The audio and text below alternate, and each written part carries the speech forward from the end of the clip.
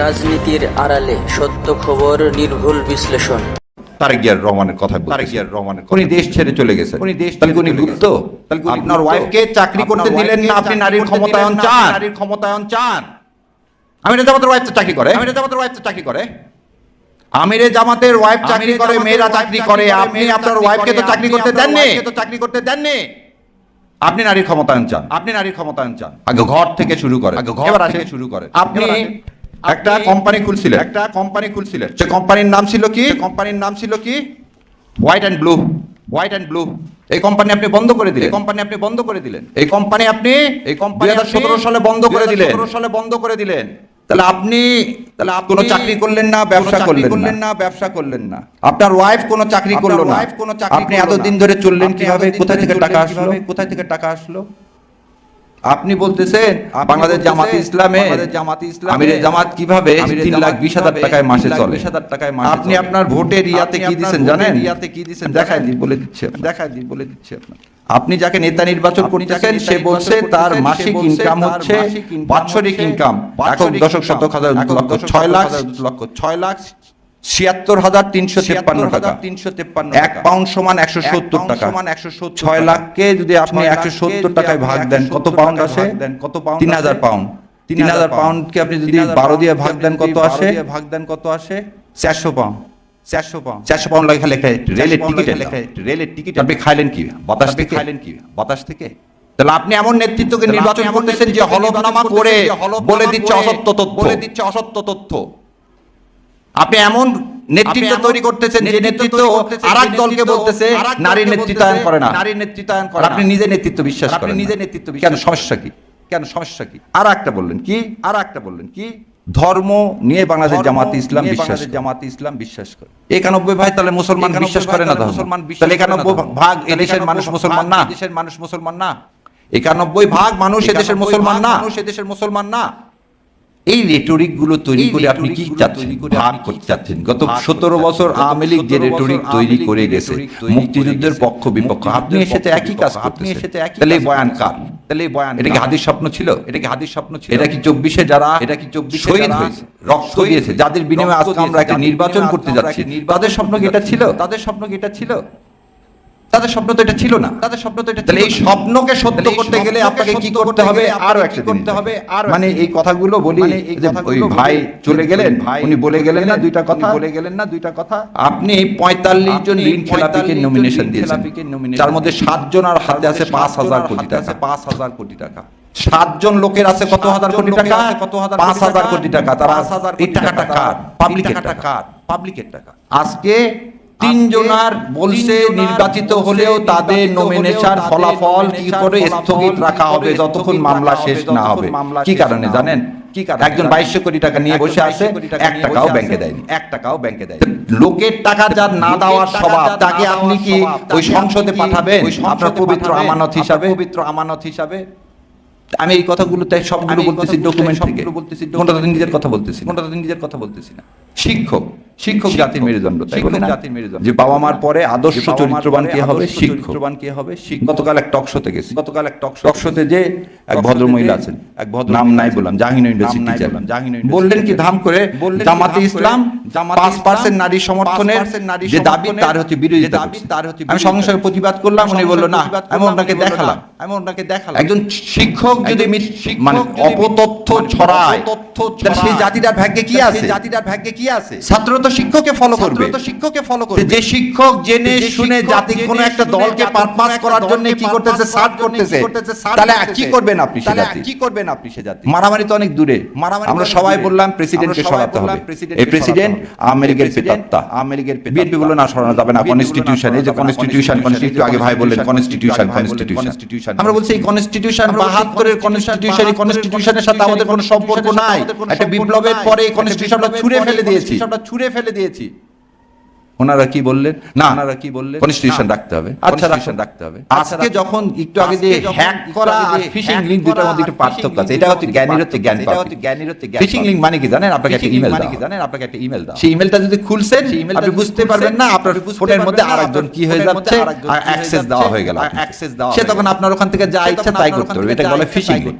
আর hack করা মানে আমার ফোন ইন্ডিয়া থেকে হ্যাক করছে, আমি সারাদিন চালাতে পারি। That is call hack. তখন আমার ইমেলে আসছে তোমার এখানে এইটা লক করার চেষ্টা করা হচ্ছে। 2 টাইম বলেন না 3 টাইম বলেন।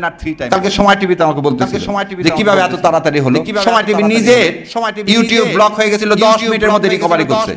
আর ওখানে উপস্থাপক সুন্দর মতো চেপেছে। তার মানে কি ইসলামের পক্ষে আপনি মিডিয়া, ইসলামের পক্ষে শিক্ষক, ইসলামের পক্ষে রাজনীতিবিদ, ইসলামের বিপক্ষে কে?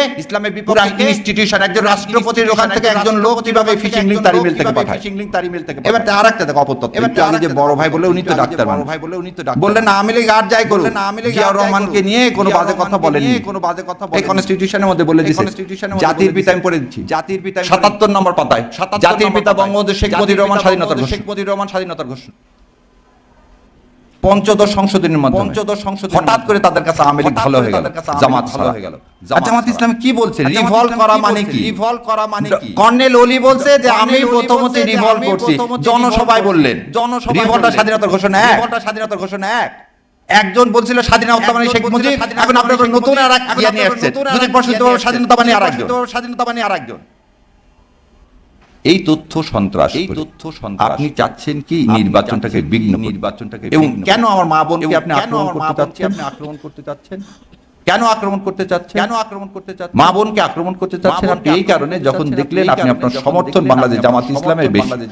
সো আপনাকে যদি ভালো ইলেকশন করতে হয় ভাই, তাহলে প্রথম সহনশীলতা, বয়ান তৈরি করা বন্ধ করেন। সহনশীল হন। বাংলাদেশ জামাত ইসলাম কোনো বয়ান তৈরি করেনি। আর আপনার একদিকে একটু আগে বললেন না 4 দলীয় জোটের, যেমন বলতেছে মেয়েদের প্রার্থী, আপনারা আপনাদের জোটের মেয়ে প্রার্থী দিয়েছেন, জামাত ইসলাম জোটেও মেয়ে প্রার্থী। হঠাৎ করে কেন আপনাদের মনে হলো যে জামাত ইসলাম মেয়ে প্রার্থী দেয়নি? এনসিপির মেয়েরা তাহলে মেয়ে না? জোটবদ্ধ হয়তো রাজনীতি এবারে হচ্ছে। 11 দলীয় জোট কি মেয়ে প্রার্থী দেয়নি? এই মিথ্যাচারের ইয়াটা কি বললেন কি সামনে বসান? আচ্ছা ধরে নিলাম জামাতের সবাই খারাপ, সামনে এসে টুপি পরে বসে দেয়, তুমি পিছনে বসলে কি সমস্যা? তোমাকে ফজরের নামাজ পড়তে মানা করছে, ফজরের নামাজ পড়ে আসনি কেন? ও আমি ফজরের নামাজ পড়ে আসবো, এটা আমার অপরাধ। আমি ঘুম থেকে উঠবো 12টার সময়, তারপরে আমি আসবো ওখানে, আর আমার জন্য জায়গা ছেড়ে দিতে হবে। কিছু মসজিদে দেখতাম যায় নামাজ ফেলে দাও, আমি একদিন এক নামাজ ফেলে দিচ্ছি। দয়া আল্লাহর ঘর দখল করে, কখন উনি আসবেন সেজন্য আগের থেকে ওখানে জায়গা দখল করা হচ্ছে, এসির মধ্যে। তো দয়া করে এই দখলের কাজগুলো বন্ধ করেন। আর এই দখলের কাজ যতক্ষণ করবেন, ততক্ষণ কি করবো? আমরা প্রতিবাদ করবো, চিৎকার করবো। এই দখলের কাজ ইন্ডিয়া করে যাচ্ছে আমার দেশটাকে দখল করার জন্য। এই দখল করতে দিব না। সো আপনাদেরকে এর চেয়ে আর বেশি কিছু বলার কিছু নাই। প্রথম জিনিসই বলে দিলাম, আমি আর আমার আমিরে জামাত নিয়ে যে ফিশিং লিংক কথা, এগুলো কারা করছে, কে কোন নোংরামো করে, আর যাই হোক নির্বাচনে ভালো করতে পারবে না। আর বারবার বলে দিছি, নির্বাচনের না, সবকিছুর ফয়সালা আল্লাহর হাতে। আমাকে কাজ করতে হবে। আর জান্নাতে কে যেতে চায় না জানি না, টিকিট বিক্রি হচ্ছে আমি জানি না, আমার পকেটে এখনো নাই, কেউ থাকলে দিয়ে দেবেন, কিন্তু আমি জান্নাতে যেতে চাই। সারা বছর ধরে নামাজ পড়বো, আল্লাহ যা বলছে তাই মেনে চলবো, জান্নাত পাবো এই আশা করেই জীবনের শেষ দিন পর্যন্ত বেঁচে থাকতে চাই। আর যে করতে চায় না সেটা তার। আর এইভাবে রাগ করে একটা অনুষ্ঠানে এইভাবে বলা উচিত না কার বাবা কি, এটা শিষ্টাচার না, এটা শিষ্টাচার না। এবং বলে চলে যেতে হয়। এবং বলে, আর এনসিপির যে ভাই বোনেরা রক্ত দিচ্ছে, আমাদের হাজির গায়ে ময়লা পানি দিচ্ছে, তার বলছে আরো পানি দাও, কোনো সমস্যা নেই। সো আল্লাহ আমাদের সবাইকে ধৈর্য দাও, তৌফিক এনায়েত করুক, সৎ বোঝার তৌফিক এনায়েত করুক। সৎ পথে থাকলে ইনশাআল্লাহ এই ইলেকশনে জিয়াবে তাকে বাধা দেব, বসে কিন্তু থাকবো না, লুট করতে আসবো বাধা দেব, যেখানেই দেখবো সেখানে প্রতিহত করবো, কারণ ভারতের আধিপত্যবাদ মেনে নিব না। এজন্যই বলা হচ্ছে এবারের সংগ্রাম আমাদের আজাদির সংগ্রাম। এই নির্বাচন হচ্ছে আজাদি, এই হা ভোটটা হচ্ছে আজাদি, না মানে গোলামি। আপনি আজাদি চান না গোলামি চান, আমরা আজাদির পক্ষে। আল্লাহ হাফেজ, আসসালামু আলাইকুম ওয়া রাহমাতুল্লাহি ওয়া বারাকাতুহু। ইনকলাব জিন্দাবাদ। ধন্যবাদ ভাইকে। এই পর্যায়ে আমাদের কারণ শাহরিয়ার ভাইয়ের বক্তব্যের পরে কিছু আর বলার থাকে না আসলে, এবং শ্রোতার ধৈর্যেরও মনে হয় চ্যুতি ঘটবে আমার কথা শোনার ক্ষেত্রে। একটা মনোবেদনা নিয়ে আজকে আসলে এই অনুষ্ঠানে এসেছি আর তো মাত্র নির্বাচনের কয়েকদিন বাকি তো এই নির্বাচনটা হওয়ার দরকার ছিল আগে প্রাতিষ্ঠানিক সংস্কারগুলো জুলাই বিপ্লবের যে আকাঙ্ক্ষা সেই আকাঙ্ক্ষার নিরিখে প্রাতিষ্ঠানিক সংস্কারগুলো করে তারপরে এই নির্বাচনটা এবং একটা পর্যায়ে এমন একটা পরিস্থিতি তৈরি হলো যারা এই কথাটা বললো তাকে সন্দেহের চোখে দেখা হলো এবং প্রফেসর ইউনূসের সরকারকে একটা পর্যায়ে সন্দেহের চোখে দেখা যে মনে হয় প্রফেসর ইউনূস ক্ষমতায় দীর্ঘদিন থাকতে চাচ্ছেন, দীর্ঘায়িত করতে চাচ্ছেন। আসলে একজন লোভী মানুষ কিন্তু একজন সৎ মানুষকেও লোভী মনে করে।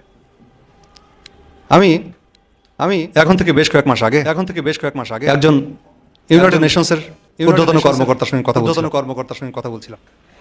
যখন বাংলাদেশ পরিস্থিতি নিয়ে আলোচনা করছিলাম তখন একটা পর্যায়ে বললেন যে তোমার দেশের জন্য আমি যদি কল্যাণ কামনা করি তাহলে একটা জিনিস আমি আল্লাহ তাআলার কাছে কামনা করি, মানে গডের কাছে উনি বললেন। সেটা হলো উনি বললেন যে তোমাদের যে সিনিয়র জেনারেশনটা আছে এই জেনারেশনটা তাড়াতাড়ি মারা যাক, এদের মৃত্যু কামনা করি আমি।